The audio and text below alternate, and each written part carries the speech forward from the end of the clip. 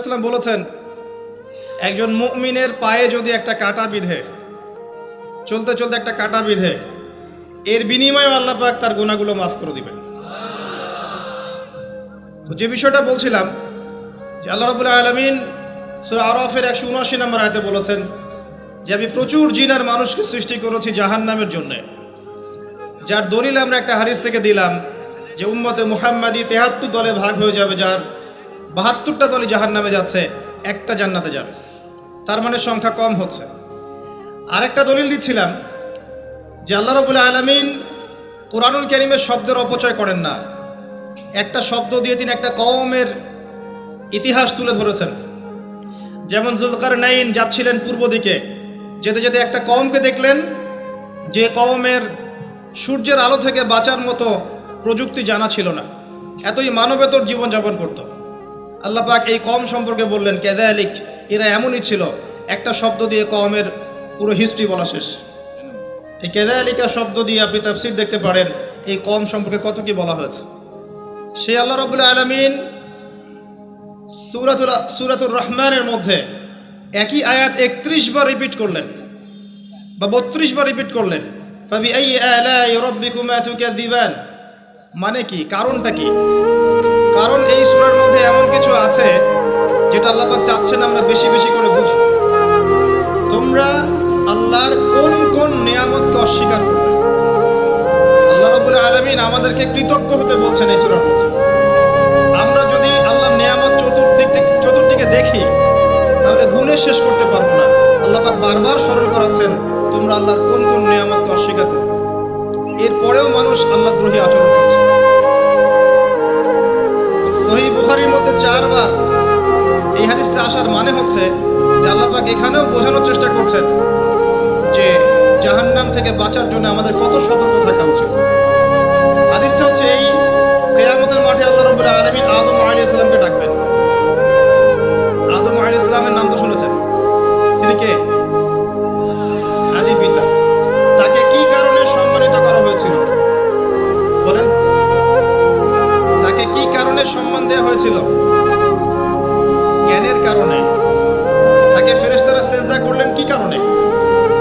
শারীরিক গঠনের কারণে, শক্তির কারণে, জ্ঞানের কারণে। এই জ্ঞান এখন আমাদের মধ্যে চরম অভাব। এই জ্ঞানের চর্চার চরম অভাব আছে আমাদের মধ্যে এখন। আমরা জ্ঞান চর্চা করতে চাই না।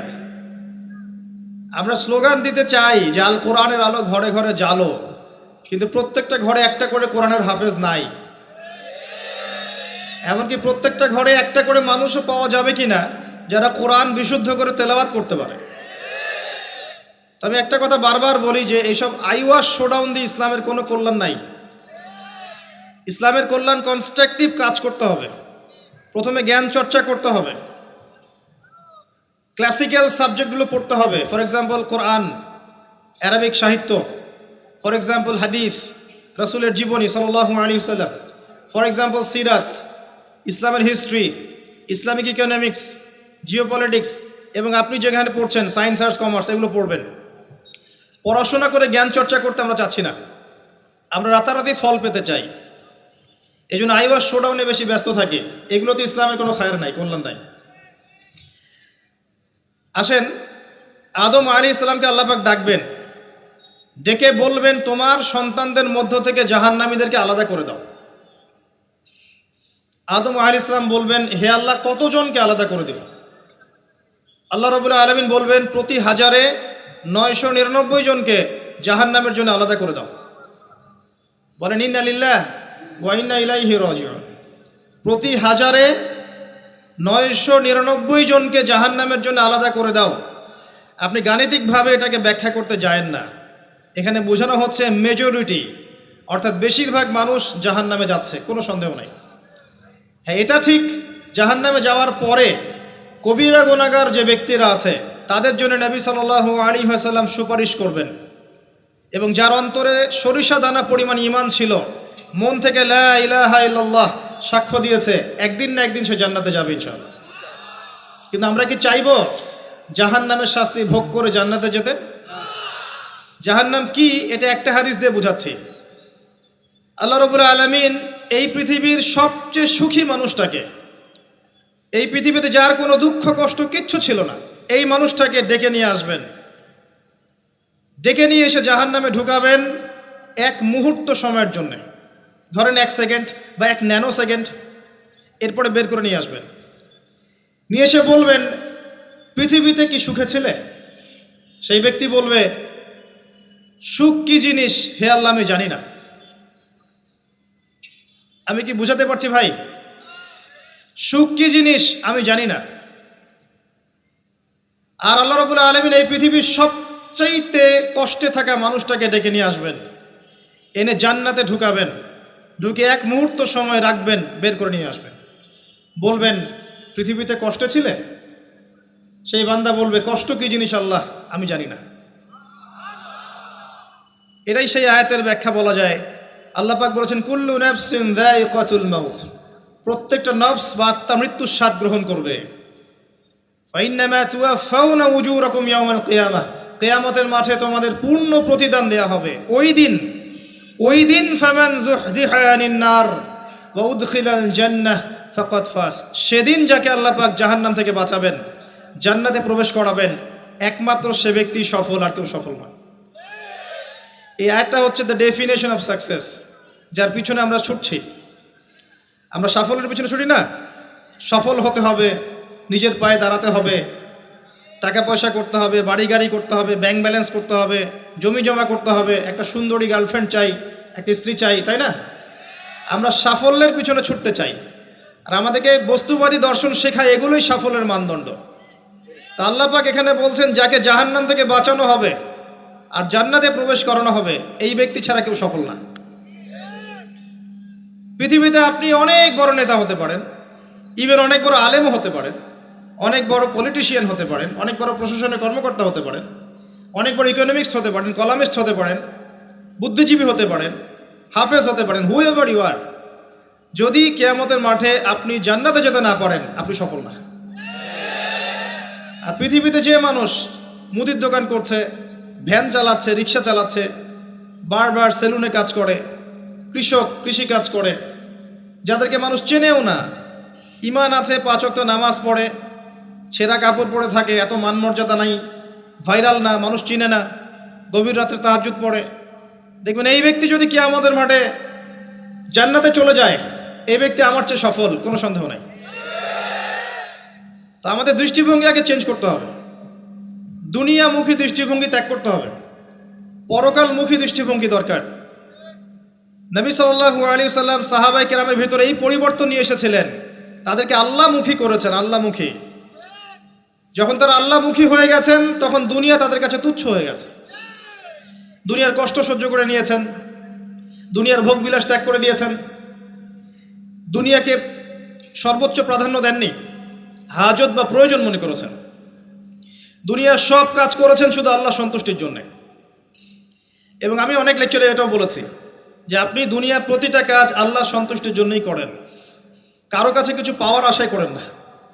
যদি কারো কাছে প্রতিদান পাওয়ার আশায় দুনিয়ার কাজগুলো করেন, আপনি কষ্ট পাবেন।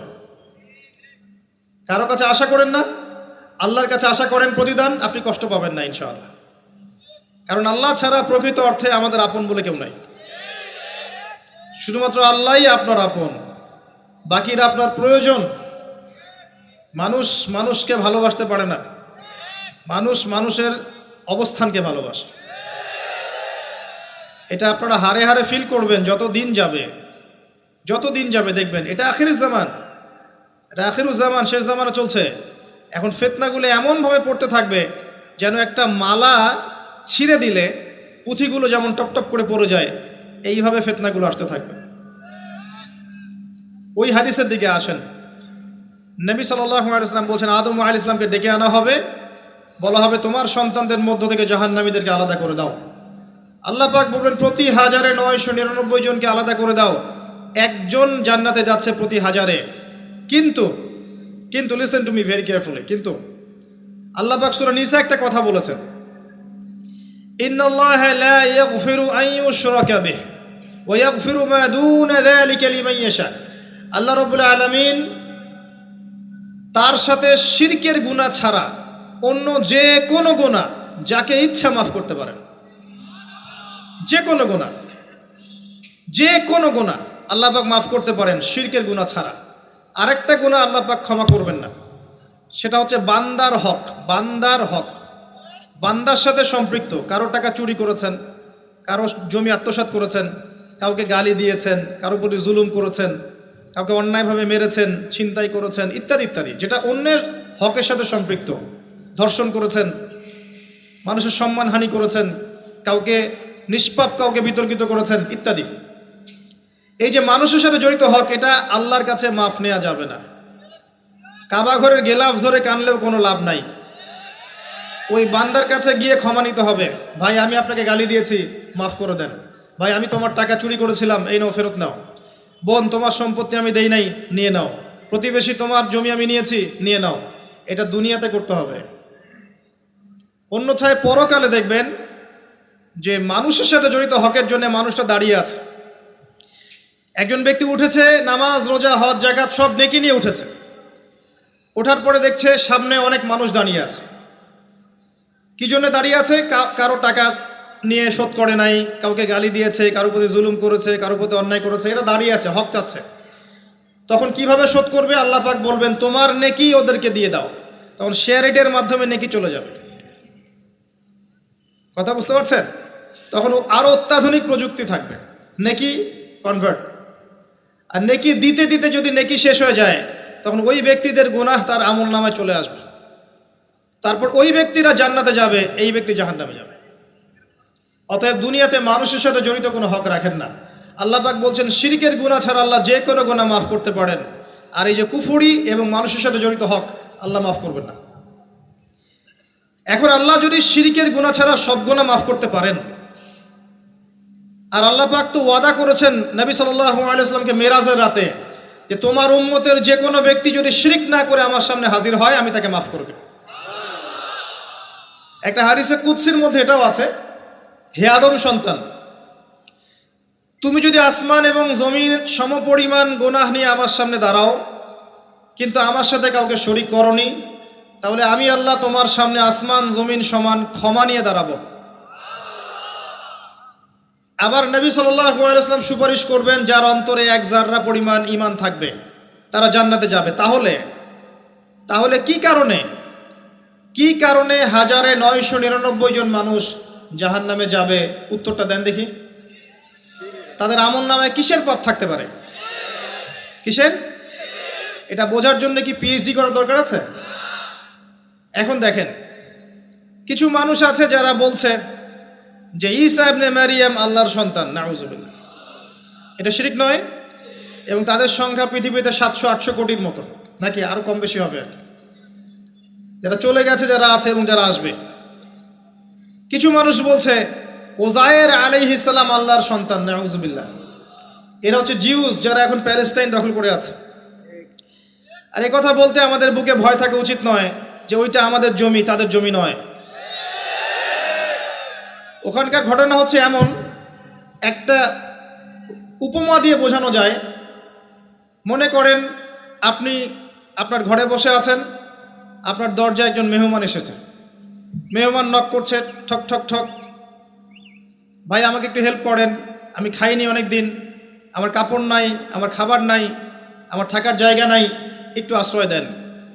আপনি মাশাআল্লাহ মুসলিম, দয়া পরবশ হয়ে দরজা খুলে দিলেন, তাকে ড্রয়িং রুমে বসালেন, সুন্দর করে খাওয়ালেন, কাপড় দিলেন, রেস্ট করার জায়গা দিলেন। এবার সে সেখানে থাকতে থাকতে পরিকল্পনা করলো যে আপনাকে আপনার বাসা থেকে বের করে দিবে। একদিন আপনাকে ঘাট ধরে আপনার বাসা থেকে বের করে দিল, দিয়ে দরজার ভিতর থেকে লাগিয়ে দিল। এখন দরজার বাইরে দাঁড়িয়ে আপনি নক করছেন, আমার ঘর আমাকে ফেরত দাও, আমার ঘর আমাকে ফেরত দাও। আর এই ব্যক্তি বলছে আপনি জঙ্গি, আপনি সন্ত্রাসী। এটা হচ্ছে সবচেয়ে সেরা উদাহরণ প্যালেস্টাইন এক্সাম্পলের। তো এরা বলছে ওজায়ের আলাইহিস সালাম আল্লাহর সন্তান। একটা কথা আমি বলি, হতাশ হবেন না। ফেরাউন তার দলবল নিয়ে যখন লোহিত সাগরে ধাওয়া করছিল মুসা আলাইহিস সালামকে, আল্লাহ পাক কি করেছেন? আল্লাহ পাক সব সৈন্যকে আগে লোহিত সাগরে এনেছেন, আনার পরে মুসা আলাইহিস সালামকে পার করে দিয়েছেন। তারা যখন মাঝখানে এসেছে, তখন আল্লাহ পাক ডুবিয়ে দিয়েছেন। ঠিক আছে, আল্লাহ পাক ঠিক একই কাজটা করবেন ইনশাআল্লাহ এই জেরুজালেমে ইনশাআল্লাহ তাআলা। সবাইকে এনেছেন আল্লাহ পাক পৃথিবীর বিভিন্ন জায়গা থেকে। একটা নির্দিষ্ট সময় পর্যন্ত ওরা বিশ্বকে রুল করবে সামনে, একটা নির্দিষ্ট সময় পর্যন্ত এরা বিশ্বকে শাসন করবে সামনে অচিরেই। কিন্তু এরপরে আল্লাহ রাব্বুল আলামিন ঈসা ইবনে মারিয়ামকে নামাবেন এবং তার হাতে তাদের নেতা মাসিহুদ দাজ্জাল নিহত হবে ইনশাআল্লাহ তাআলা। এবং পুরো কমিউনিটি একসাথে কলাপস করে যাবে, পৃথিবী থেকে তার নাম অস্তিত্ব মুছে যাবে ইনশাআল্লাহ তাআলা। আল্লাহ পাক ওই লোহিত সাগরের সুন্নাহ এখানে অ্যাপ্লাই করবেন ইনশাআল্লাহ। আল্লাহ পাক এই কারণে একত্রিত করেছেন, এটা আল্লাহ পাকের স্টাইল সুন্নাহ। আসেন, এরা বলছে উযাইর আলাইহিস সালাম আল্লাহর সন্তান। আবার দেখেন কিছু মানুষ বলছে আল্লাহকে পাওয়ার জন্য স্ট্যাচু ওয়ার্শিপ করা যায়, এরা হচ্ছে আল্লাহকে পাওয়ার মাধ্যম। কিছু মানুষ বলছে কবরে সেজদা করা যায়, কবরে শায়িত ব্যক্তি আল্লাহর কাছে সুপারিশ করবে। কিছু মানুষ বলছে আল্লাহ ছাড়া অন্য কারো কাছে দোয়া করা যায়, তিনি অনেক বুজুর্গ ব্যক্তি ছিলেন, আমার দোয়া পৌঁছে দিবেন আল্লাহ পর্যন্ত।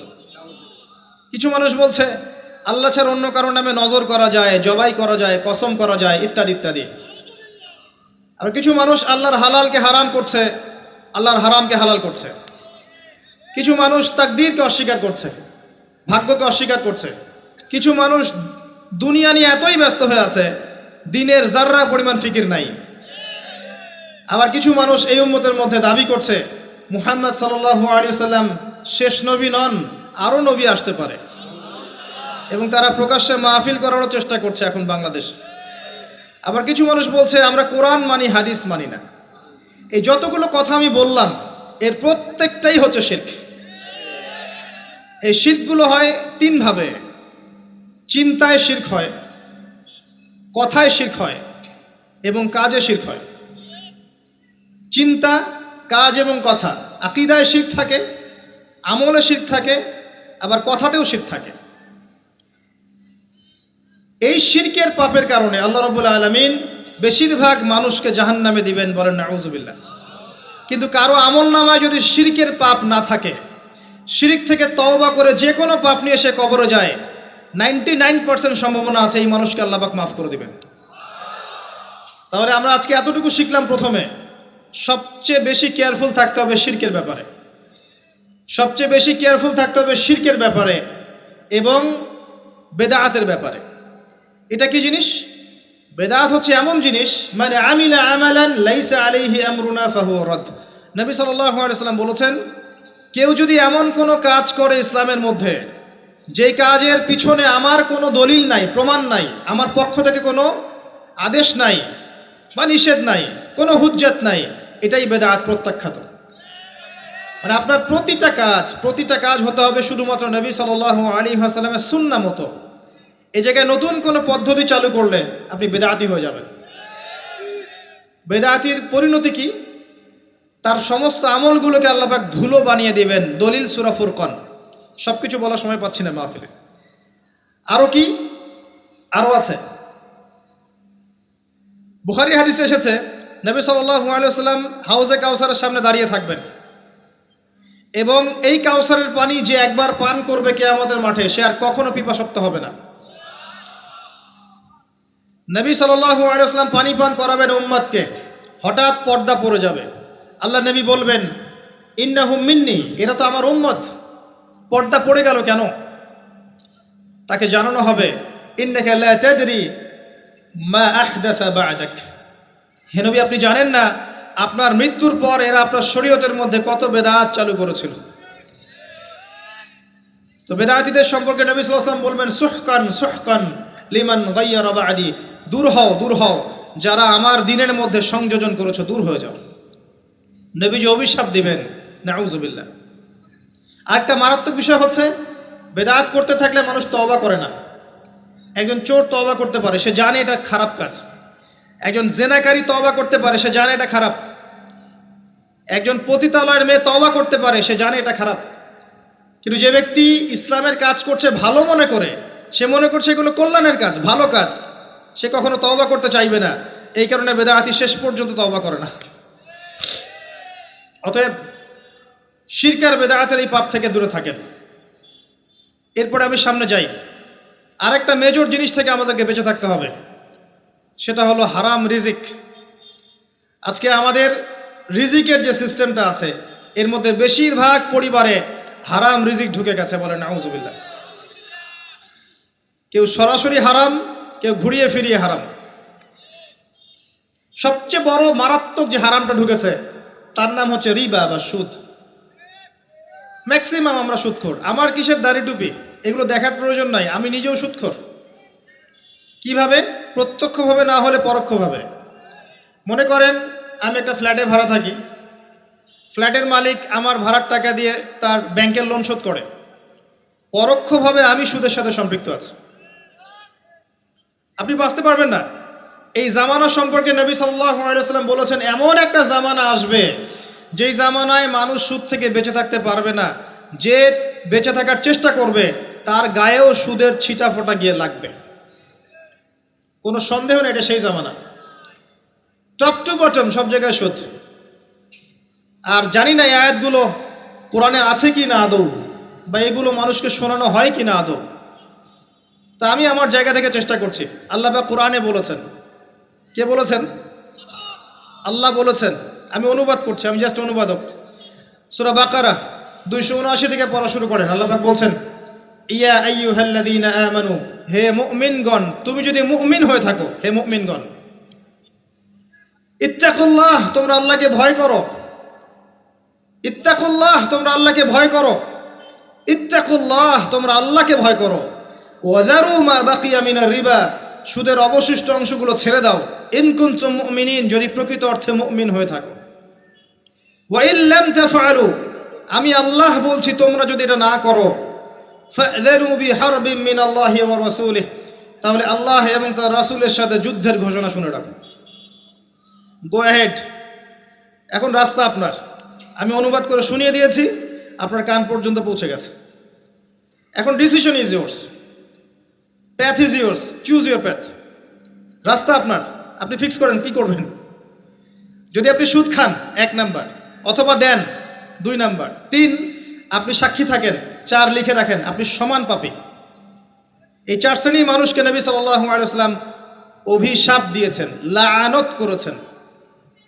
আর নবী সাল্লাল্লাহু আলাইহি ওয়াসাল্লামের অভিশাপ নিয়ে যদি আমরা কবরে যাই, তাহলে মান নবিয়ুক উত্তর দিতে পারবো, এটা বিশ্বাস করা বোকামি।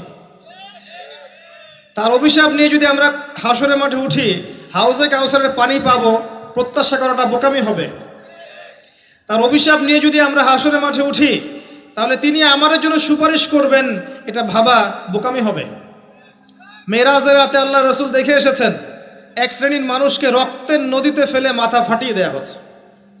নবী জিজ্ঞাসা করলেন সাল্লাল্লাহু আলাইহি ওয়াসাল্লাম, এরা কারা হে জিবরাইল?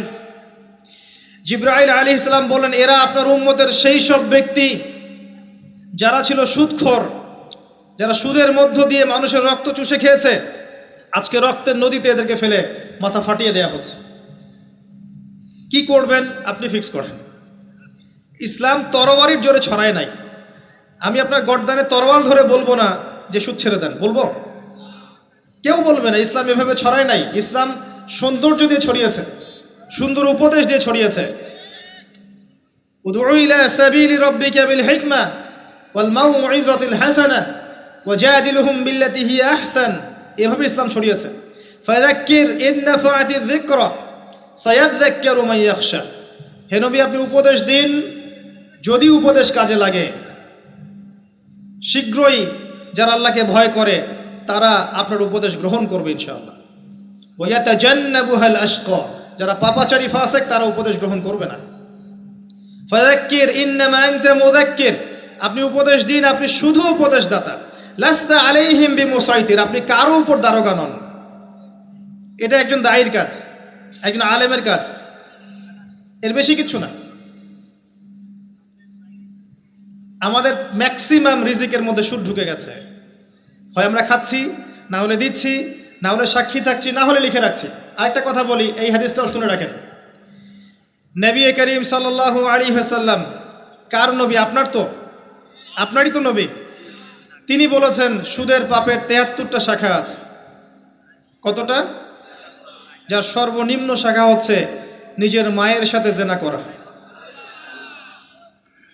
এখানে যদি একটা বিল্ডিং থাকে, যে বিল্ডিংয়ের মধ্যে মনে করেন কথার কথা না আউযুবিল্লাহ অনেক প্রস্টিটিউট মহিলা আছে, কথা বুঝতে পারছেন? এখানে আছে অনেক প্রস্টিটিউট মহিলা যারা এখনকার ভাষায় সেক্স ওয়ার্কার্স, কারণ তারা যৌনকর্মী বলতে চায়, পতিতা শব্দ ইউজ করতে চায় না, তারা এটাকে একটা স্বীকৃতি দিতে চেষ্টা করছে আর কি। সেক্স ওয়ার্কার্স এটা একটা কাজ, নাউযুবিল্লাহ। এই কারণেই সমাজে বেশি বেশি মহামারী ছড়াবে, এই কারণেই সমাজে এমন এমন কিছু পাপ ছড়াবে, এমন এমন কিছু রোগ ছড়াবে যে এই রোগগুলো কখনো ছিল না ইতিহাসে। এই কারণেই হাদিসে এসেছে শেষ জামানায় যখন অশ্লীলতা বেড়ে যাবে, বেহায়াপনা বেড়ে যাবে, নগ্নতা বেড়ে যাবে, তখন সমাজে বেশি বেশি এমন এমন রোগ ছড়াবে যে এই রোগগুলো আগে কখনো ছিল না। মনে করেন এখানে এমন একটা বিল্ডিং আছে, সেখানে কিছু সেক্স ওয়ার্কার্স আছে, এখানে কেউ ম্যানেজার, কেউ কাজ করে, কেউ মনে করেন দারোয়ান, কেউ মনে করেন ডিলার এগিয়ে দিচ্ছে, কেউ মনে করেন যে ঘরে ঢুকিয়ে দিচ্ছে, ইত্যাদি ইত্যাদি। এক একজন এক এক সেকশনে কাজ করছে, আর একটা কর্পোরেট সেকশনের মতো। এখন আপনি কি তাদের কারো বাসায় দাওয়াত খেতে চাইবেন? আপনি কি তাদের কারো উপার্জন খেতে চাইবেন? যদি এমন হয় এখানে সব সেক্স ওয়ার্কার্স নয়, সবাই আমাদের মা, নাউযুবিল্লাহ। শব্দটা প্রয়োগ করলাম আঘাত করার জন্য, কারণ নবীজি বলেছেন মায়ের কথা। মনে করেন এরা সবাই আমাদের মা, নাউযুবিল্লাহ। এখন কি আপনি এটাকে পছন্দ করবেন? এখানে যদি কেউ কাজ করে তার রিজিক খেতে চাইবেন? রিবার মধ্য দিয়ে আমরা এগুলো করছি, কোনো ফিকির নাই, যায় আসে না কাজ কারো কিছু, দিব্যি খাচ্ছে। যখন দেখবেন পাপ করতে করতে করতে করতে আমার মনের মধ্যে কোনো রিয়াকশন হচ্ছে না, তখন বুঝে নেবেন কলব মরে গেছে, ডিস্ট্রয়েড, ডেড হার্ট। হ্যাঁ, একজন মুমিনের পরিচয় হচ্ছে ছোট ছোট পাপ তার কাছে পাহাড়ের মতো মনে হবে, আর একজন ফাসিকের পরিচয় হচ্ছে বড় বড় পাপ তার কাছে মাছির মতো মনে হয়, তাড়ালেই চলে যাবে। আরও আছে, সহিহ বুখারীর একটা হাদিসে নবীজি বলেছেন, যে ব্যক্তি 1 দিরহাম সুদ খায় সে যেন 36 বার জেনা করেছে। একবার জেনা করার শাস্তি 100 বেত্রাঘাত এবং 1 বছরের জন্য বহিষ্কার, যেটাকে আমরা উস্কে দিই এখন বলি কাছে আসার গল্প। একবার সূরা নূর পড়েন, সূরা নূরের প্রথম আয়াতগুলো পড়েন। যদি কেউ জেনা করে একবার 100 বেত্রাঘাত এবং 1 বছরের জন্য বহিষ্কার। আর যদি কোনো বিবাহিত ব্যক্তি করে তার শাস্তি হচ্ছে রজম, পাথর নিক্ষেপ করে হত্যা করা। আর 1 দিরহাম সুদ খেলে আপনি 36টা মেয়েকে রেপ করছেন। এবার চিন্তা করেন, এই শাস্তিগুলো যদি দুনিয়ায় কার্যকর না হয় এবং দুনিয়াতে যদি আমরা তওবা না করে যেতে পারি, পরকালে কার্যকর হবে কোনো সন্দেহ নাই। দুনিয়াতে শোধ করে যাওয়া ভালো পরকালের চাইতে। অতএব আল্লাহর ওয়াস্তে আমি হাত জোর করে রিকোয়েস্ট করছি, আল্লাহর ওয়াস্তে সুদ ছেড়ে দেন। ভ্যান চালায় খান, সবজি বিক্রি করে খান, একটা ছোট কাপড়ের ব্যবসা করে খান, একটা মাছের আড়ত করে খান, গবাদি পশু প্রতিপালন করে খান, কৃষিকাজ করে খান, আল্লাহর ওয়াস্তে সুদে যায় না। আপনার পুরো দুনিয়া এবং আখিরাত বরবাদ হয়ে যাবে এবং আপনি এর মধ্য দিয়ে আল্লাহর সাথে যুদ্ধ করছেন, নবীর সাথে যুদ্ধ করছেন। এর উপরেও আছে পেপার মানির মধ্যে সুদ। ওই যে বললো 1 দিরহাম, এই দিরহাম আবার কি জিনিস? দিরহাম মানে রৌপ্য মুদ্রা, দিনার এটা কি জিনিস?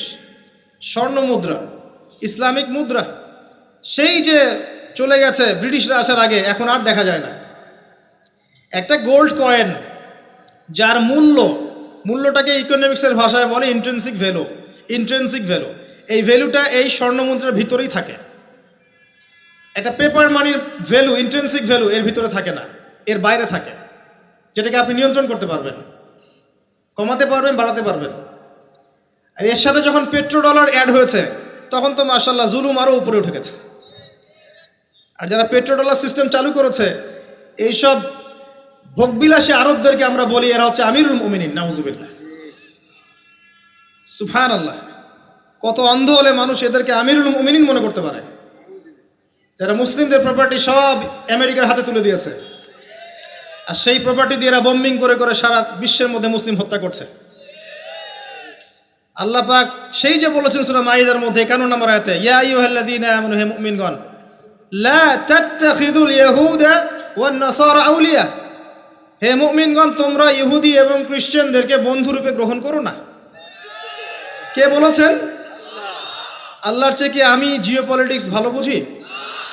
আল্লাহর চেয়ে আমি আমার ভালো মন্দ ভালো বুঝি? কাদেরকে? বা'দুহুম আউলিয়া ও বা'দ, যারা একে অপরের বন্ধু, যারা একে অপরের বন্ধু। ওয়া মান ইয়াতাওয়াল্লাহুম মিনকুম ফাইন্নাহু মিনহুম, তোমাদের মধ্যে কেউ যদি ওদের দিকে মুখ ফিরায় সে তাদের অন্তর্ভুক্ত, এই উম্মার কেউ না তারা। সে যেই হোক, বিশ্বের এইসব নামধারী মুসলিম কান্ট্রিদের চাইতে বাংলাদেশের পররাষ্ট্রনীতি অনেক ভালো আছে, হাজার গুণে ভালো আছে। কি মনে করেন আপনি? এসব ফাসেকা জালেমদেরকে আপনি আমিরুল মুমিনিন মনে করছেন? আল্লাহ পাক বোঝার তৌফিক দান করুন। আসেন, রিবার কথা বলতে গিয়ে কথাটা আসছি, ইন্ট্রিনসিক ভ্যালু বলে একটা বিষয় আছে। এত ডিটেলস বিষয় মাহফিলে বলা সম্ভব না, এতটুকু বলবো যে ইনশাআল্লাহু তাআলা আপনি যদি আপনার সম্পদকে সাস্টেইনেবল অ্যাসেটে রূপান্তরিত করেন, আগামী দিনগুলোতে আপনি ইনশাআল্লাহ জিতবেন, আদারওয়াইজ হেরে যাবেন। ফর এক্সাম্পল, আপনি যদি আপনার সম্পদকে জমিতে কনভার্ট করেন, গবাদি পশুর প্রজেক্ট করেন, আপনি যদি মাছের প্রজেক্ট করেন, ব্যবসা ইনভেস্ট করেন, বা কিছু গোল্ড রাখেন, কিছু সিলভার, কিছু আপনার রূপা রাখেন, ইত্যাদি ইত্যাদি, পরবর্তী সময়গুলোতে গিয়ে আপনার সম্পদের মান কমে যাবে না, ইনশাআল্লাহ বাড়বে। কিন্তু আপনি সমস্ত সম্পদ যদি পেপার মানির মধ্যে রেখে দেন, আস্তে আস্তে আপনার সম্পদের মান কমবে। সামনে 10, 15, 20, 30 বছর পর আপনি সম্পদ হারাবেন। এর চেয়ে বেশি কিছু আমি বলতে পারবো না, বাকিটা আপনারা পড়াশোনা করে বুঝে নেবেন। যেটা বলতে চাচ্ছি, ইকোনমিক সেকশনে আমরা সবাই মোটামুটি হারামের সাথে সম্পৃক্ত। এর পাশাপাশি আছে আবার ঘুষ, আছে না? না দিলে চাকরি হয় না, সুবহানাল্লাহ। আবার অনেক আলেম ফতোয়া দিচ্ছে এখন, তুমি যদি যোগ্য হয়ে থাকো কিন্তু তোমাকে জব দিচ্ছে না, তাহলে তোমার জন্য ঘুষ দেওয়া জায়েজ। সুবহানাল্লাহ, কত ঘুরিয়ে ফিরিয়ে জায়েজ করছি আমরা, আল্লাহ ভালো জানেন। যে নিবে আর যে দিবে সমান অপরাধী দুজন। একজন ব্যক্তি মাদক দ্রব্য সেবন করে, আরেকজন ব্যক্তি মাদক উৎপাদন করে, কেউ সেল করে, কেউ ডিস্ট্রিবিউট করে, সবাই অপরাধী না? এরপরে আবার আছে দেখবেন অন্যের সম্পদ আত্মসাৎ করা, দুর্নীতি করছি, অন্যের সম্পদ আত্মসাৎ করছি। অনেক সময় দিনের লেবাজেই, ধার্মিকতার লেবাজেই মানুষের সম্পদ লুটে পুটে খাচ্ছে। কত মাজার কাছে যায় দেখেন মানুষের সম্পদ কিভাবে লুটে খাচ্ছে, আল্লাহ ভালো জানে। ওখানে যত মোমবাতি জমা পড়ে, এগুলো বিক্রি করলে মনে একটা পদ্মা সেতু হবে, আল্লাহ ভালো জানে। বেশি বলে ফেলাইছে মনে হয়। যাই হোক, এমন অনেক জায়গা আছে, গরু ছাগল দিচ্ছে, মাশাআল্লাহ মানতের টাকা দিচ্ছে। এই যে কয়দিন আগে দেখলাম একটা চ্যানেলেই দেখলাম, দান বাক্স খুলেছে, কোটি কোটি টাকা বের হচ্ছে এখন থেকে। জি, আমি মনে করতে পারছি না, বাট আমি দেখেছিলাম। তো না, ঠিক আছে, মসজিদে টাকা দিতে পারে মানুষ, সমস্যা নাই। আমি বলছি এমন জায়গা যেখানে আল্লাহর সাথে শিরক হচ্ছে। বিষয়টা হচ্ছে, আমরা ধর্মের লেবাজে অনেক সময় মানুষের সম্পদ লুটে পড়ে খাচ্ছি না? অনেক মুসলিম আছে যারা বোনের সম্পত্তির অধিকার দেয় নাই। আল্লাহ রাস্তায় সময় দিয়ে আসে, চিল্লা দিয়ে আসে, বলছে যে আমার বোন তো আমাকে সম্পত্তি দান করে দিয়েছে, মাশাআল্লাহ। তার মানে কেমনে দান করছে ভাই? তো বলে আমি ওকে বলছি তুই যদি আমাকে দিস তো সব হবে। তো দিয়ে দিচ্ছে, মাশাআল্লাহ। তো বললাম যে আপনি মরার আগে ওটা তাকে সওয়াবের আশায় দিয়ে দিয়েন, এই অবস্থায় মরেন না। আমরা অনেক সময় ধর্মের লেবাজেও মানুষের সম্পদ আত্মসাৎ করি, কোনো সন্দেহ নাই। আল্লাহ পাক আমাদেরকেও হেফাজত করুন, আমিন। এক কথায় বলতে চাই প্রিয় ভাইয়েরা, পরিবারের মধ্যে হারাম রিজিককে ঢুকতে দিয়েন না। হারাম রিজিক ঢুকলে পরে আপনার ইবাদত কবুল হবে না। আপনি ছোটোখাটো কিছু করেন, হালাল রিজিক খান, অল্পতে আল্লাহ পাক সন্তুষ্ট হয়ে যাবেন ইনশাআল্লাহ তাআলা। আল্লাহ পাক তো বেশি কিছু চান না আমাদের কাছে। আল্লাহ পাক কি চান? আমরা তাকে ভালোবাসি, আমরা তার জন্য আমাদের ইবাদতগুলো ঢেলে দেই, তার সাথে শিরক না করি, তার নবীর সুন্নাহ মতো চলি, একটু হালাল খাই, একটু পর্দা করি, বাচ্চা কাচ্চাদেরকে ইসলামী আদর্শে বড় করি, পরিবারের আদর্শটা একটু ঠিক করি। এত বেশি কিছু কি আল্লাহ পাক চান আমাদের কাছে? আল্লাহ পাক কি আমাদের কলার ধরে জিজ্ঞাসা করবেন যে দুনিয়াতে ইসলামী খেলাফত কায়েম করে আসো নাই কেন? বলবেন? বলবেন না। এটা বলবেন না আল্লাহ পাক আমাদেরকে। কিন্তু যাকে আল্লাহ পাক ওই ক্ষমতা দিয়েছেন তাকে বলবেন তোমাকে ক্ষমতা দিয়েছিলাম, তুমি কেন করো নাই? কথা বুঝতে পারছেন? সবার জন্য সব কিছু না, আমরা সাধারণ মানুষ। সাধারণ মানুষের জন্য সাধারণ কাজগুলো যথেষ্ট।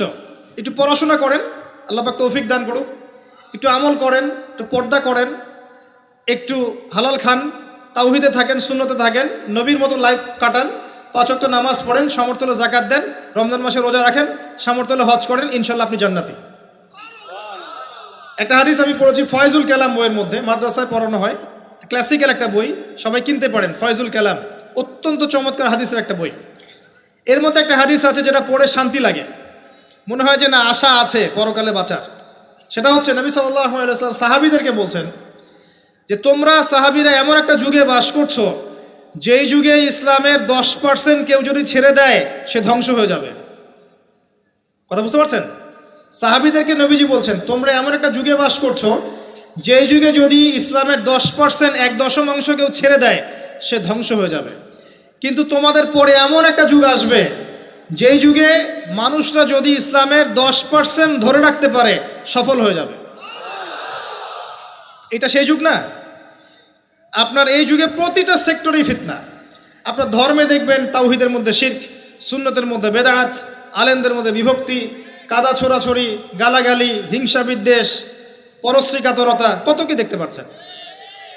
আপনি ধর্মের মধ্যে শিরক দেখছেন, বেদাত দেখছেন, অর্থনীতিতে হারাম দেখছেন, পরিবারের মধ্যে বস্তুবাদিতা দেখছেন, কি দেখছেন না? সমাজের মধ্যে জেনা দেখছেন, পর্নোগ্রাফি দেখছেন, ফ্রি মিক্সিং দেখছেন, ফ্যামিনিস্ট রেভলিউশন দেখছেন, নগ্নতা দেখছেন, কি দেখছেন না? অর্থনৈতিক জীবনে আপনি এগুলো দেখছেন, বৈশ্বিক জীবনে আপনি মারামারি, কাটাকাটি, রাহাজানি দেখছেন, হত্যা, রক্তপাত দেখছেন। কোন যুগে বসে আছেন আপনি? এই যুগে আপনি 10% আমল করেন, জান্নাতি হয়ে যাবেন ইনশাআল্লাহ। আল্লাহ পাক তৌফিক দান করুন, কবুল করুন। একটা বিষয় হচ্ছে আমল করা, একটা বিষয় হচ্ছে আকীদা পোষণ করা। আমি যদি আকীদা পোষণ করি যে ইসলামের মধ্যে, কোরআন এবং সুন্নাহর মধ্যে প্রতিটা বিষয়ের সমাধান আছে, এটা যদি আপনি বিশ্বাস করেন, এরপরে অল্প আমল করেন, কোনো সমস্যা নেই ইনশাআল্লাহ। কারণ আপনার আকীদা ঠিক আছে। আপনি আমল করতে পারেন নাই কিন্তু আকীদা ঠিক ছিল। আপনি মেনে নিয়েছেন লা ইলাহা ইল্লাল্লাহ, কোনো ইলাহ নেই আল্লাহ ছাড়া, মুহাম্মাদুর রাসূলুল্লাহ, কোরআন হুজ্জাতুল্লাহ, কোরআন আল্লাহর হুজ্জা, সুন্নাহ তরিকাতুন নবী, এটা আল্লাহর নবীর তরিকা। এগুলোর মধ্যে সব কিছুর সমাধান আছে, এটা আপনি মেনে নিয়েছেন মন থেকে। এবার আমল করতে গিয়ে আপনি পারছেন না। নামাজ পড়ছেন 5 ওয়াক্ত, হয়তো পরিবারটা ঠিক মতো করতে পারছেন না, চেষ্টা করছেন, হালালে থাকার চেষ্টা করছেন, কখনো কখনো হারাম ঢুকে যাচ্ছে, আপনি চেষ্টা চালিয়ে যাচ্ছেন ক্রমবর্ধমানভাবে, কিন্তু আপনি আকীদা রাখেন এটাই চূড়ান্ত, এটাই সঠিক, ইনশাআল্লাহ আল্লাহ পাক আপনার সব গুনাহ মাফ করে দিবেন। আর একজন ব্যক্তি আকীদাই রাখে না, সে মনে করে ইসলাম ওই যুগে চলতে, ওই যুগে চলে না। সে মনে করে কোরআন এবং সুন্নাহ সব কিছু নাই, আমার মস্তিষ্ক প্রসূত বুদ্ধি সব কিছু। কেউ মনে করে সায়েন্সই সব কিছু, কেউ মনে করে মানব রচিত বিধানই সব কিছু। কেউ যদি এগুলোকে চূড়ান্ত মনে করে তখন আমল আর কাজে আসবে না। এই বাতিল আকীদা নিয়ে বেশি বেশি আমল করেও লাভ নাই। আকীদা আগে স্পষ্ট করতে হয়, পরিষ্কার করতে হয়। আল্লাহ পাক আমাদেরকে পরিচ্ছন্ন আকীদা দান করুন, আমিন। রিজিকের ব্যাপারে প্রিয় ভাইরা সচেতন হয়ে যান। এরপরে চলে আসেন একটা মৌলিক জায়গায় আসবো, ফ্যামিলি। এখানে মা বোনরা আছেন, এখানে অনেক যুব সমাজের তরুণ তরুণীরা আছে, আমাদের পিতৃস্নেহ পিতৃমহ অনেক আমাদের পিতামহরা আছেন। এটা একটা ভালো সুযোগ এই পরিবার সম্পর্কে দুটো মৌলিক কথা বলার জন্য। আমি অনেক দিন থেকে চাচ্ছিলাম এমন একটা পরিবেশ। লিসেন ভাই, আল্লাহ পাক একটা আয়াতে বলেছেন, সূরা তাহরিম আয়াত নাম্বার 6, ইয়া আইয়ুহাল্লাযীনা আমানু, হে মুমিনগণ, কু আনফুসাকুম, নিজে জাহান্নামের আগুন থেকে বাঁচো, ওয়া আহলিকুম নারা, তোমার পরিবার বর্গকে বাঁচাও, আলাইহা মালাইকাতুন গিলাজুন শিদাদ, যেই জাহান্নামে কঠোর মনের ফেরেশতা আছেন, লা ইয়াসুনাল্লাহা মা আমারহুম ওয়া ইয়াফআলুনা মা ইউমারুন, আল্লাহ পাক তাদেরকে যে আদেশ করেন সে আদেশ পালনে তারা বিন্দুমাত্র ভূক্ষেপ করে না, মানে বিন্দুমাত্র গাফেলতি করে না। আল্লাহ পাক ভয় দেখাচ্ছেন জাহান্নামে এমন ফেরেশতা আছেন, আল্লাহ যা আদেশ করবেন তাই করবে। এই জাহান্নাম থেকে নিজে বাঁচো, পরিবার বর্গকে বাঁচাও। নিজে বাঁচবো কিভাবে? আমি বলে দিয়েছি কিভাবে। আপনি জ্ঞান অর্জন করবেন, আমল করবেন, হালাল খাবেন, তাওহীদে থাকবেন, সুন্নতে থাকবেন, ইনশাল্লাহ বেঁচে যাবেন। পরিবার বর্গকে বাঁচাবেন কিভাবে? আসেন শুরু করি শুরু থেকে। শুরুটা হবে আপনার বিয়ে দিয়ে।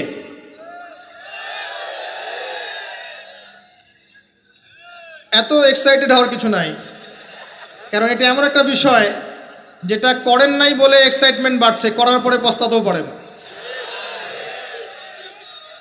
এটা এমনই দিল্লি কা লাড্ডু, যে খাবে সেও পস্তাবে, যে খাবে না সে বেচারাও পস্তাবে।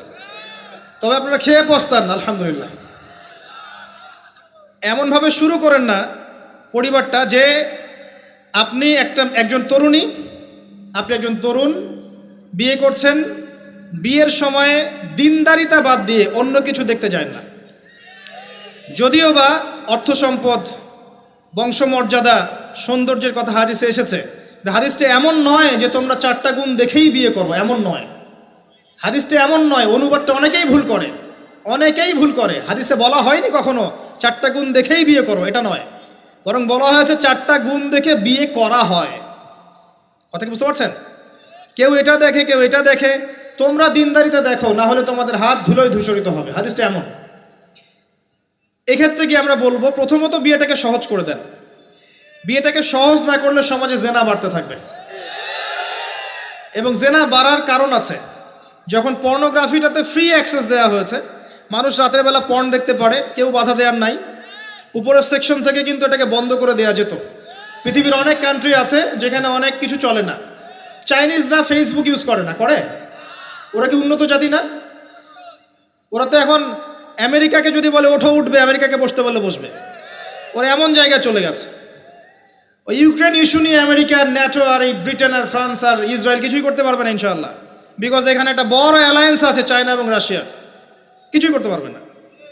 বরং এর যে উদ্দেশ্যে এটা কাজ করেছিল তারা, এটাতে সফল হবে না তারা ইনশাআল্লাহ। আজকের টপিক এটা না, আমি এদিকে যাচ্ছি না। মূল বিষয়টা হচ্ছে যে সহজ করতে হবে বিয়েটাকে। উপযুক্ত বয়স হয়ে গেলেই একটা উপার্জনের সোর্স খুঁজবেন আগে। বেকার অবস্থায় বিয়ে করতে যায় না, উপার্জনের সোর্স খুঁজবেন, তারপরে আপনি আপনার পরিবারকে বলবেন আমার বয়স হচ্ছে, আমাকে বিয়ে দাও। এবার আসেন, বিয়ের সময় দিনদারিতা ছাড়া অন্য কিছু দেখতে যায় না। এরপরে যদি সে সুন্দর হয় বা সুন্দরী হয় বা ভালো বংশের হয়, অথবা দেখা যায় যে ভালো টাকা পয়সা ওলা ইত্যাদি ইত্যাদি, এটা আপনার নূরুন আলা নূর, এটা বোনাস। কিন্তু এগুলো যদি নাও থাকে, শুধু দিনদারিতা থাকে, আপনি রাজি হয়ে যান। পরিবারের কর্তাদেরকেও বলবো যে মেয়ে বিয়ে দেওয়ার সময় ছেলের টাকা পয়সা দেখতে যায় না, ছেলের স্ট্যাটাস দেখতে যায় না বেশি বেশি। পরে দেখবেন এই মেয়ে ওর ঘরে গিয়ে পস্তাচ্ছে।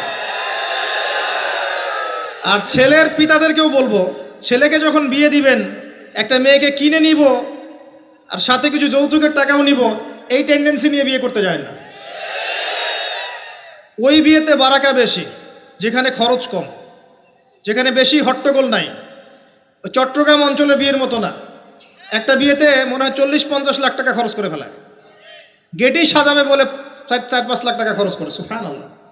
এই 5 লাখ টাকা দিয়ে, এই 5 লাখ টাকা দিয়ে আর মনে হয় 10টা-20টা পরিবারকে বিয়ে দেওয়া যাবে। হ্যাঁ, লোহার আংটি দিয়ে বিয়ে করেছে সাহাবী। লোহার আংটিও নাই তোমার বাসায়? বলছে না ইয়া রাসূলুল্লাহ, লোহার আংটিও তো নাই আমার বাসায়। তাহলে কি করবা? কোরআনের কয়টা সূরা জানো? যে এই সূরাগুলো জানি, এগুলো শিখিয়ে দিও, যাও, মোহর হয়ে গেছে। কত সহজ বিয়ে, কত সহজ। আর এখন যেটা হয়, মেয়ে খুঁজবে দিনদার বিল গেটস, আর ছেলে খুঁজবে দিনদার ক্যাটরিনা। কথা বুঝতে পারছেন? প্রিয় ভাইয়েরা, দিনদারি থেকে প্রাধান্য দেন, আর কিচ্ছু না। আপনি সফল হবেন ইনশাআল্লাহ, শান্তি পাবেন। এবং বিয়ের পরে আল্লাহর পক্ষ থেকে একটা ভালোবাসা আসবে।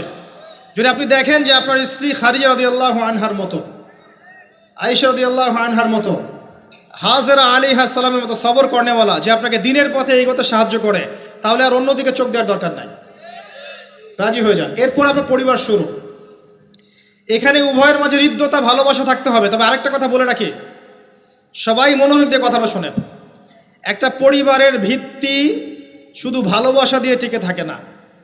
একটা পরিবারের ভিত্তি টিকে থাকে আপোষের বিশ্বাসের উপরে। একে অপরকে বিশ্বাস করতে শিখতে হবে, একে অপরকে শ্রদ্ধা করতে হবে, একে অপরের সম্মান দিতে জানতে হবে। আপনাকে আপনার স্ত্রীকে আপন মনে করতে হবে, আপনাকে আপনার স্বামীকে আপন মনে করতে হবে। বাইরের মানুষ আপন নয়, এরা আপন আপনার। একজন একজন লেবাস, পোশাক। এরপরে আপনি মোহর শোধ করেন, আপনি সন্তান সন্ততি নেন, সন্তান সন্ততিদেরকে আল্লাহর এবং তার রাসূলের আদর্শে বড় করে তোলেন। পরিবারের মধ্যে তালিম চালু করেন, তালিম। পরিবারের মধ্যে তাওহীদ রাখেন, সুন্নত রাখেন, একসাথে খেতে বসেন।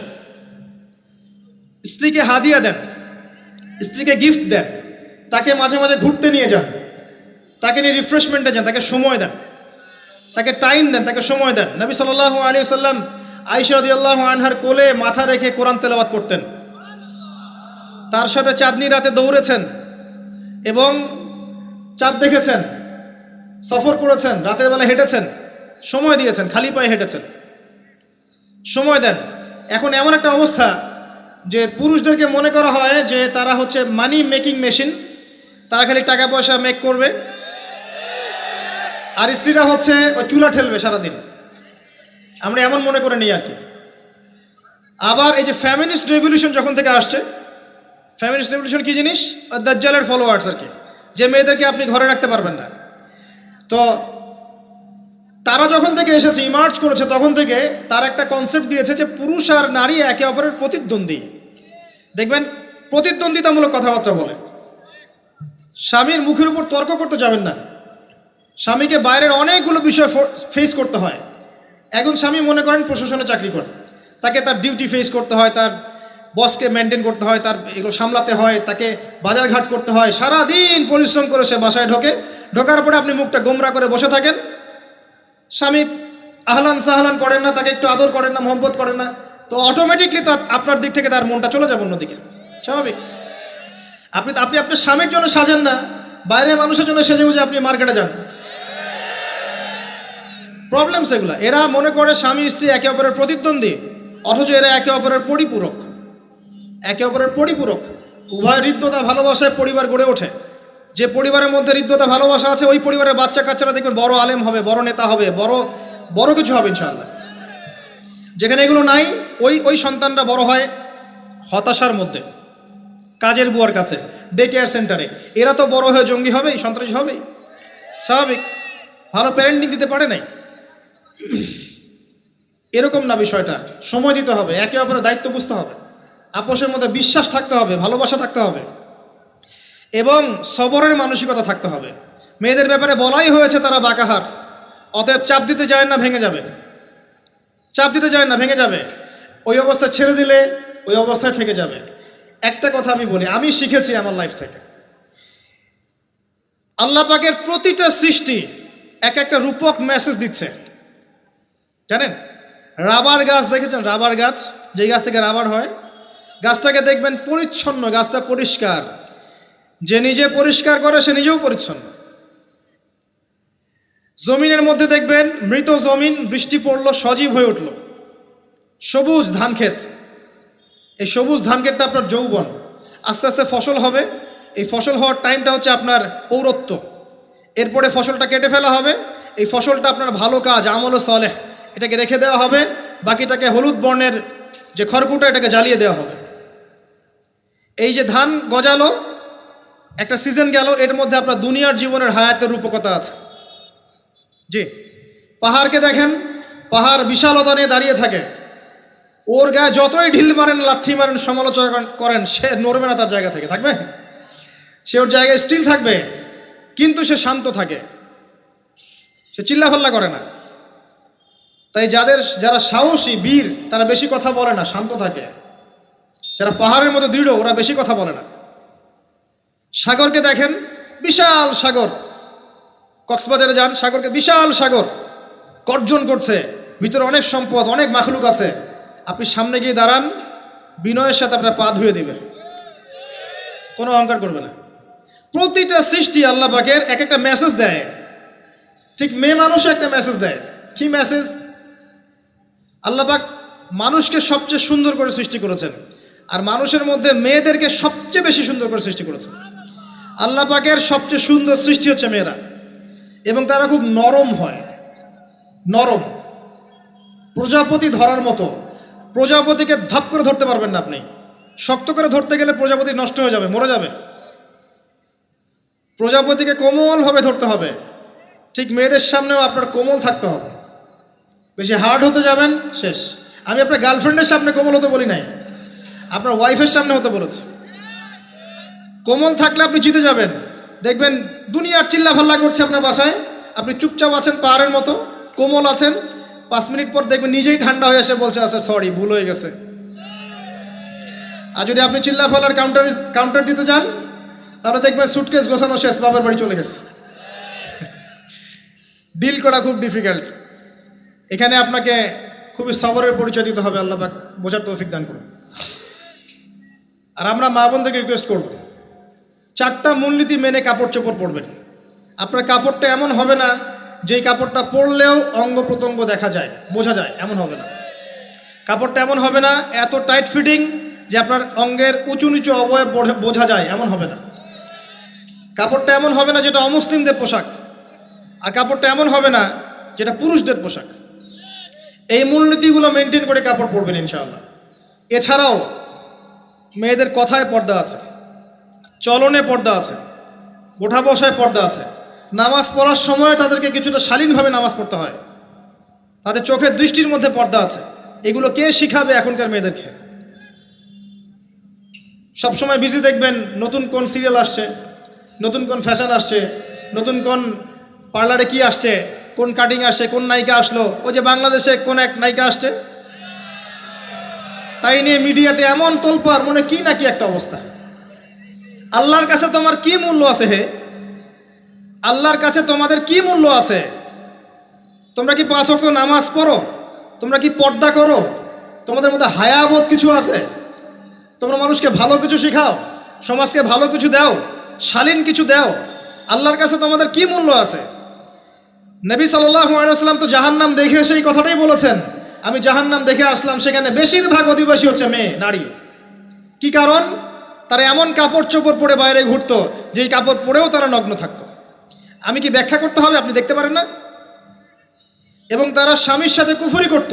সারা জীবন স্বামী যদি তাদের ভরণ পোষণ দেয়, ভালোবাসে, মহব্বত করে, তাদের জন্য জীবনটা ক্ষয় করে ফেলে, এক পর্যায়ে গিয়ে বলবে সারাটা জীবন তোমার কাছে কিছুই পাইলাম না। বাস্তব। এগুলোর কারণে মেয়েরা বেশি বেশি জাহান্নামে যাবে। এবং তারা মানুষ মারা গেলে মাতম করে, বুক পিঠ চাপড়ায়, এই কারণে যাবে। এবং তর্ক লাগলে অভিশাপ দেয় বেশি, এই কারণে যাবে। আল্লাহ পাক আমাদের মা বোনদেরকে হেফাজত করুন। তবে একটা হাদিস আছে সুসংবাদের। নবী সাল্লাল্লাহু আলাইহি ওয়াসাল্লাম বলেছেন, একজন নারী যদি 4টা কাজ করতে পারেন, জান্নাতের যে কোনো দরজা দিয়ে ইচ্ছা প্রবেশ করতে পারবেন। 1 নাম্বার 5 ওয়াক্ত নামাজ, 2 নাম্বার রমজান মাসে সওম, 3 নাম্বার আপনার লজ্জাস্থানের হেফাজত অর্থাৎ খাস পর্দা, এবং 4 নাম্বার আপনার স্বামীর আনুগত্য। ফ্যামিনিস্ট আকিদার মেয়ে হলে আনুগত্যকে দাসত্ব মনে করে, স্বামীর আনুগত্যকে তারা দাসত্ব মনে করে। স্বামী কে? স্বামীর সম্মান বোঝেন আপনি? স্বামী কে? যার ব্যাপারে নবী সাল্লাল্লাহু আলাইহি ওয়াসাল্লাম বলেছেন, আমি যদি আল্লাহ ছাড়া অন্য কাউকে সেজদা করতে বলতাম, তাহলে মেয়েদেরকে বলতাম তারা যেন স্বামীদেরকে সেজদা করে। আপনাকে আমি কিভাবে বুঝাবো স্বামী কে, স্বামীর মর্যাদা কোথায়? এগুলো কি ইসলাম মেয়েদেরকে ডমিনেট করছে এগুলো দিয়ে? কেন? এই স্বামী আপনার জন্য সারাটা জীবন ক্ষয় করে ফেলে। একটা চোর পর্যন্ত, একটা চোর, একটা করাপ্টেড মানুষ, দুর্নীতিগ্রস্ত মানুষ, সে চুরি করে, দুর্নীতি করে এনে বাচ্চাকে খাওয়ায়। একটা ধর্ষক পর্যন্ত ওর মেয়েকে আদর করে। পুরুষ মানুষ কি জিনিস কেমন করে বুঝবেন? সারাটা জীবন ক্ষয় করে ফেলায়। যদি আপনি তার আনুগত্য করেন, তার সামনে সুন্দর মতো থাকেন, তার কথার সাথে তর্ক না করেন, ভালোবাসা দিয়ে থাকেন, আপনার জন্য সে জীবন দিতে প্রস্তুত থাকবে। এরকম পুরুষ মানুষ। আপনাদেরকে কেউ চোখ তুলে তাকালে ওর চোখ তুলে ফেলাবে, এরকম পুরুষ মানুষ। আর এখন তো পরিস্থিতি ডিফারেন্ট। বাসায় পুরুষ বাইরের ছেলের সাথে ফোনে প্রেম হয়ে গেছে, পালায় চলে গেছে, বিয়ে করে ফেলছে। দেখবেন বাসায় স্ত্রী আছে, বাইরের মেয়ের সাথে প্রেম করে বিয়ে করা শেষ। বিয়ে করলে সমস্যা নাই, ব্যভিচার করে ফেলছে। বিয়ে সে করতেই পারে, সে যদি সমতা রক্ষা করতে পারে, সেটা তার ডিফারেন্ট ইস্যু, এটা অন্য ইস্যু। তো স্বামীর আনুগত্য আপনাকে কিভাবে বুঝাবো? এটা দাসত্ব নয়। নবী সাল্লাল্লাহু আলাইহি ওয়াসাল্লাম বলেছেন, কোনো স্বামী যদি কোনো স্ত্রীকে চায়, তার প্রয়োজনের জন্য চায়, মহব্বতের জন্যে, স্ত্রী যদি চুলায় রান্না করতে থাকে, ওই রান্না ফেলে দিয়ে তাকে আসতে হবে। হাদিস।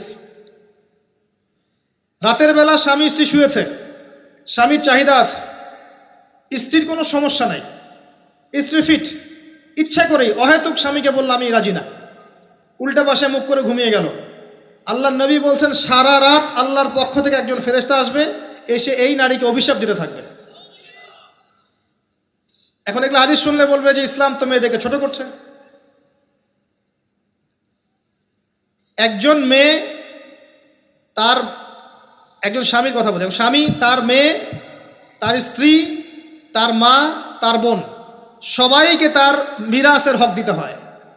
একজন মেয়ে তার বাবার সম্পত্তি পায়, কোনো কোনো ক্ষেত্রে তার ভাইয়ের সম্পত্তি পায়, তার স্বামীটা তো পাই, তার ছেলেরটাও পায়, নানি হলেও সম্পত্তির হক আছে।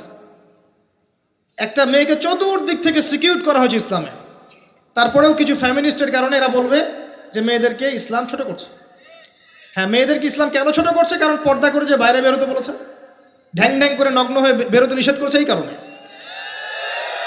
যদি বলে যে হ্যাঁ ইসলাম আপনাদেরকে ফ্রি মিক্সিংয়ের স্বাধীনতা দিচ্ছে, আপনারা সবাই ফ্রি মিক্সিং করেন, গেঞ্জি পরেন, টি শার্ট পরেন, স্যান্ডো গেঞ্জি পরে বাইরে ঘুরে বেড়ান, টাইট ফিটিং প্যান্ট পরে বাইরে ঘুরে বেড়ান, সব জায়গায় আপনারা ফ্রি মিক্সিং করেন, পর্ন দেখেন, জেনা করেন, মদ খান, ইসলাম খুব ভালো। তখন তোমাদের জন্য তো ইসলাম নয়, তোমরা জাহান্নামে যাও, আল্লাহর কি আসে যায়? ইসলাম তোমাদের জন্য নয়, তোমরা জাহান্নামে গিয়ে মরো, ইসলামের কিচ্ছু যায় আসে না। আল্লাহর ওয়াস্তে পারিবারিক আদর্শের দিকে ফোকাস করেন প্রিয় ভাই। নিজে জাহান্নামের আগুন থেকে বাঁচেন, পরিবারবর্গকে বাঁচান, পরিবারবর্গকে বাঁচান। পরিবার আরেকটা পার্ট হচ্ছে আপনার পিতামাতা। পিতামাতার সাথে খারাপ আচরণ করতে যায় না আল্লাহর ওয়াস্তে। সেই ব্যক্তির জন্য ধ্বংস যার পিতামাতা বেঁচে আছে, তাদের হক আদায় করে সে জান্নাতে যেতে পারলো না, তার জন্য ধ্বংস। আরেকটা অংশ আছে আপনার সন্তান সন্ততি। বাচ্চা কাচ্চার প্যারেন্টিংটা খুব সুন্দর করে করেন। যখন আপনি স্ত্রীর সাথে মিলন করতে গিয়েছেন তখন দোয়া পড়েন, আল্লাহুম্মা বিসমিল্লাহি আল্লাহুম্মা জান্নিবনা শাইতান ওয়া জান্নিবিশ শাইতান মা রাযাকতানা।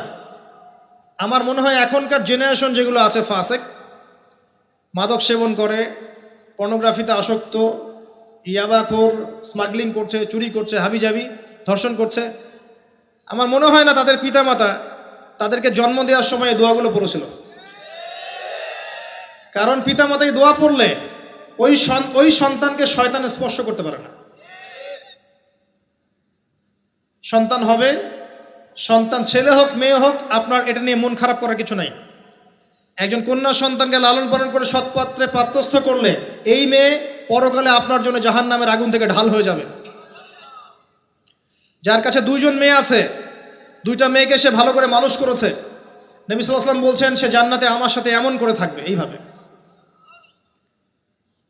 কেউ যদি বিধবার দায়িত্ব নেয়, সেও নবী সাল্লাল্লাহু আলাইহি ওয়াসাল্লামের সাথে এইভাবে থাকবে। এতিমের দায়িত্ব নেয়, এইভাবে থাকবে।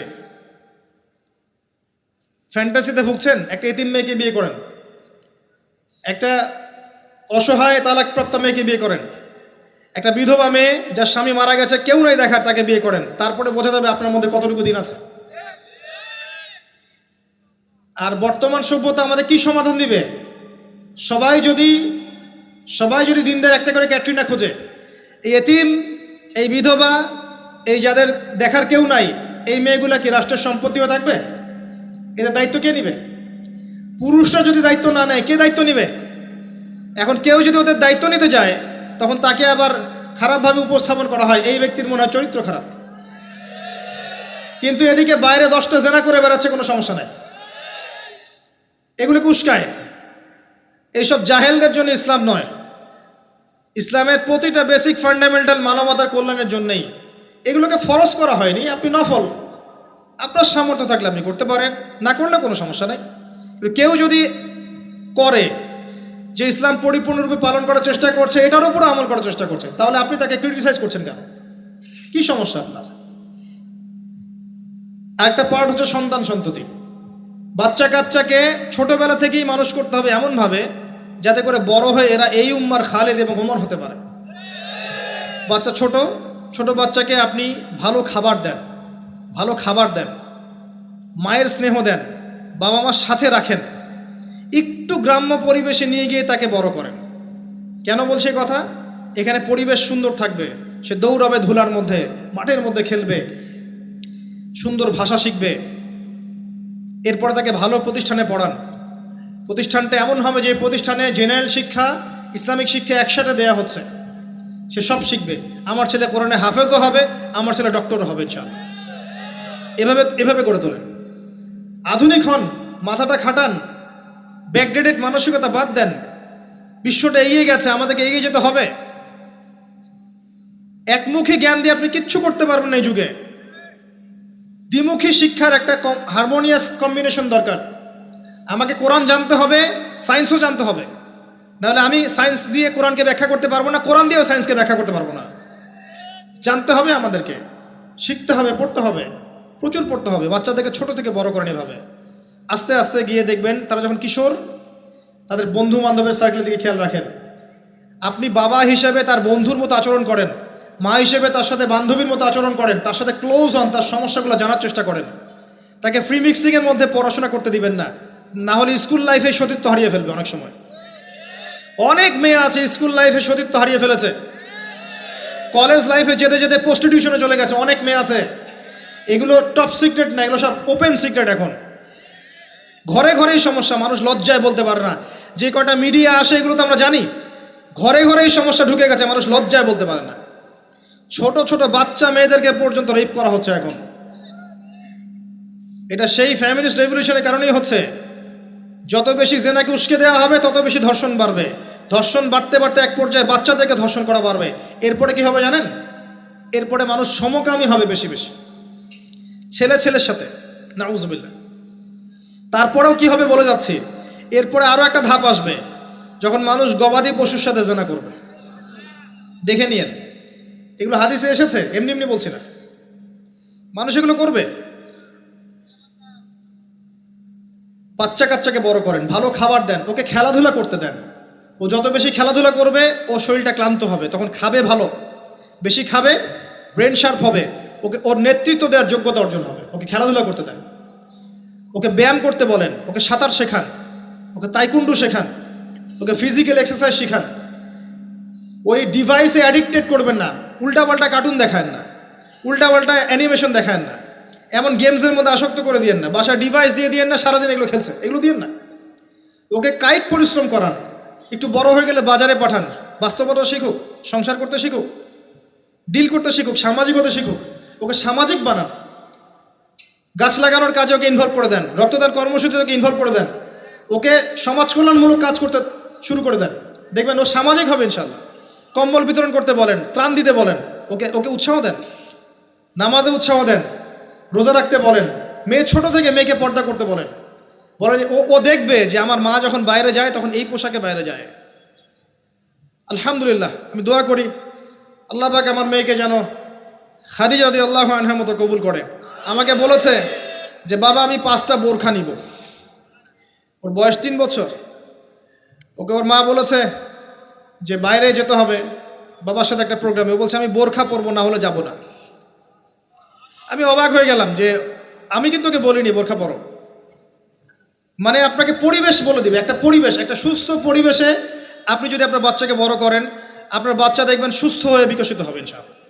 একটা অসুস্থ পরিবেশ দেন যেখানে ঝগড়াঝাটি, মারামারি, রাহাজানি, কাটাকাটি, সুদ, দুষ, জেনা, ব্যভিচার আছে, এই যে আপনার অপসংস্কৃতি আছে, আপনার বাচ্চাটা আস্তে আস্তে নষ্ট হয়ে বেরোন। পরিবেশ দিতে হবে। অসুস্থ পরিবেশের মানুষ কখনো সুস্থ জাতি উপহার দিতে পারবে না। তো এই বিষয়গুলোর দিকে খেয়াল রাখেন, মেয়ের পোশাকে খেয়াল রাখেন, তবে মেয়েকে কার কোলে তুলে দিচ্ছেন এটা খেয়াল রাখেন। এই যুগটা খুব কঠিন যুগ, কাছের মানুষদেরকে দ্বারা মেয়েরা ধর্ষিত হচ্ছে, খুব খেয়াল রাখেন। বাসায় কাজিনের এত থ্রু অ্যালাউ করেন না, কাজিন সম্পর্ক থ্রু করেন না, অ্যালাউ করেন না। আপনার মেয়েকে মেয়েদের ব্যাচ একটা পুরুষ টিচার পড়াচ্ছে, ওই ব্যাচে আপনি মেয়েকে পড়তে দিয়েন না। একটা কোচিংয়ের ভাইয়া বাসায় এসে আপনার মেয়েকে প্রাইভেট পড়াবে গোপন কক্ষে, এগুলো করতে দিয়েন না। পরে আপনার মেয়ের ইজ্জত চলে গেলে আপনি হামাও করবেন, তখন আপনি অ্যাক্সেস করে দিচ্ছেন, জেনার সুযোগ দিচ্ছেন। শয়তান উস্কে দিবে, শয়তান তো চাচ্ছেই জেনা করাতে। মেয়েদেরকে মেয়েদের পরিবেশে পড়ান। ছেলেদেরকে ছেলেদের পরিবেশে পড়ান। ওরা বড় হোক, ম্যাচিউর্ড হোক, যখনই বিয়ের বয়স হয়ে যাবে দ্রুত বিয়ে দিয়ে দেন। বিয়ের পর এরা পড়াশোনা করুক। বিয়ের পর পড়াশোনা করে অনেকে বড় আলেম হয়েছে, অনেকে বড় জাতির নেতাও হয়েছে। আমাদের জাতির পিতার ইতিহাস দেখেন, কত বছর বয়সে তিনি বিয়ে করেছিলেন, ইতিহাস দেখেন। একজন প্রেমময়ী নারী যদি পাশে থাকে, একজন ব্যক্তি বিশ্ব জয় করতে পারে। এই যে প্রমাণ দেখিয়ে দিয়েছে, করেন নাই? এরকম আগেকার মানুষদেরকে দেখবেন, ম্যাচিউরড হয়ে গিয়েছেন, বিয়ে করেছেন, এরপরে স্ত্রী পাশে ছিল, বিশ্বকে ডিল করেছে, নেতৃত্ব দিয়েছে। এই বিষয়গুলোতে খেয়াল রাখেন। পরিবারে হারাম ঢুকতে দিয়েন না। পরিবারটাকে ইসলামিক মূল্যবোধে গড়ে তোলেন। কু আনফুসাকুম ওয়া আহলিকুম নারা, এই হাদিসের উপর আমল করেন। আল্লাহ পাক তৌফিক দান করুন, আমিন। এরপরে বড় বিষয়গুলোতে যাবেন আপনি। আপনি ইসলামের খেদমত, ইসলামের প্রচার, ইসলামের প্রসার, Islamic association, Islamic NGO, Islamic হাবিজাবি, এগুলোর দিকে আপনি পরে যাবেন। আগে বেসিকগুলো ঠিক করবেন। এই কাজগুলো যদি আমরা করতে না পারি, তাহলে আল্লাহ পাক ওই যে বলেছে সূরা আরাফ 179 প্রথমে বলেছে, ওর অন্তর্ভুক্ত হয়ে যাব। তাদের পাপ কি ছিল? তারা যে বেশি বেশি জাহান্নামে গেছে, কি পাপ ছিল? 1 নাম্বার, লাহুম কুলুবুন লা ইয়াফকাহুনা বিহা, ওদের কলব ছিল, উপলব্ধি করেনি। ওয়ালাহুম আযানুন লা ইয়াসমাউনা বিহা, কান দিয়েছিলাম শোনেনি। ওয়ালাহুম আ'য়ুনুন লা ইউবসিরুনা বিহা, চোখ দিয়েছিলাম দেখেনি। উলাইকা কাল আনআম, এরা হচ্ছে গবাদি পশুর মতো। বাল হুম আদাল, বরং তার চাইতেও নিকৃষ্ট। ও উলাইকা হুমুল গাফিলুন, এরা হচ্ছে গাফিল সম্প্রদায়। আল্লাহ পাক আমাদেরকে যাবতীয় গাফিলতি থেকে হেফাজত করুন, আমিন। আমরা আলোচনার শেষ প্রান্তে এসে দোয়া করছি, আল্লাহ পাক আমাদের সবাইকে শিরিক মুক্ত আমল করার তৌফিক দান করুন, আমিন। নবী সাল্লাল্লাহু আলাইহি ওয়াসাল্লামের সুন্নতের উপর থাকার তৌফিক দান করুন, আমিন। আমাদের প্রত্যেকের পরিবারটাকে আদর্শ পরিবার রূপে গড়ে তুলুন, আমিন। আল্লাহ পাক আমাদের প্রত্যেক মা বোনকে পর্দা করার তৌফিক দান করুন। আমাদেরকে ইসলামিক শিক্ষায় শিক্ষিত হওয়ার তৌফিক দান করুন। আমাদেরকে এই জাগতিক শিক্ষাকে ইসলামের কল্যাণে কাজে লাগানোর তৌফিক দান করুন। আল্লাহ পাক আমাদেরকে হালাল রিজিকের ব্যবস্থা করে দিন। আল্লাহ পাক আমাদের মধ্যে যারা অসুস্থ সবাইকে শেফায়ে কামেলা দান করুন। আমাদের মধ্যে যারা মারা গেছে, আল্লাহ পাক সবাইকে মাফ করে দিন। আমাদের প্রশাসনের ভাইদেরকে আল্লাহ পাক হেফাজত করুন, হেদায়েত দান করুন। যাবতীয় অন্যায় থেকে হেফাজত করুন। ন্যায় নিষ্ঠার সাথে দায়িত্ব পালন করার তৌফিক দান করুন। আমাদের ঊর্ধ্বতন কর্তৃপক্ষ যারা আছে, গভর্নমেন্টে যারা আছে, সবাইকে আল্লাহ পাক হেদায়েত দান করুন। আল্লাহ পাক তাদের দ্বারা দ্বীন ইসলামের খেদমত কবুল করুন।